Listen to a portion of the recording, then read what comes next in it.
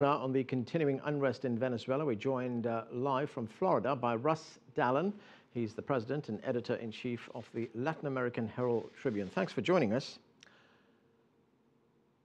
Thanks for having me. The demonstrations appear to be escalating right now. Do they pose any kind of political threat to Nicolas Maduro? Yes, in a sense. They are the largest political demonstrations that the country has had in 10 years. And clearly the country is in bad states. They're a repudiation of his election, and they're a show of the frustration of what people are going through in the streets. U.S. Secretary of State John Kerry released a statement earlier, and he's portraying this as peaceful demonstrators being attacked by security forces and armed government-backed thugs. Is that the case? Sadly, it is.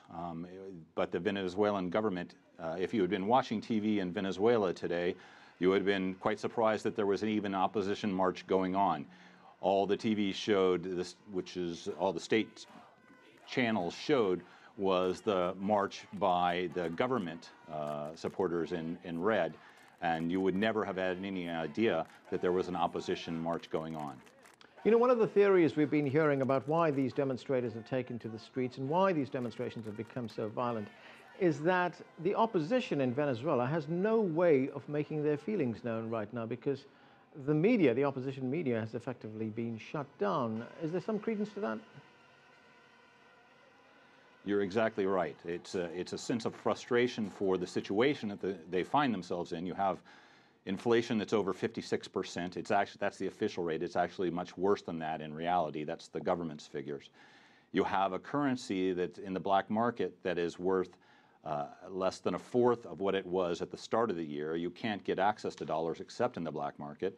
And the year before that, you have in the black market, the currency had fallen by over half as well. So you have frustrations, and then you don't have any elections coming up.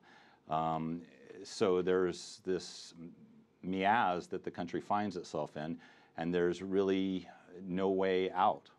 And in the absence of that, as you point out, what will defuse the situation right now? What does the president need to do, and what are the protesters looking for? Well, Maduro has vacillated back and forth from using a hard hand and actually sending in troops, in some cases in Táchira 2 days ago. They turned off the internet and the electricity so that the people couldn't video and report out the videos, because Twitter and Facebook have sadly become the only way to get the word out about what the government is doing. Even CNN had their journalists kicked out 2 days ago. 7 of their journalists left the country. So the situation is difficult and not promising. But having said that, Maduro today offered some conciliation and said that if the opposition doesn't come to the table for the peace talks that he's offering, then he would deal with them with an even heavier hand. Okay, so thanks for joining us.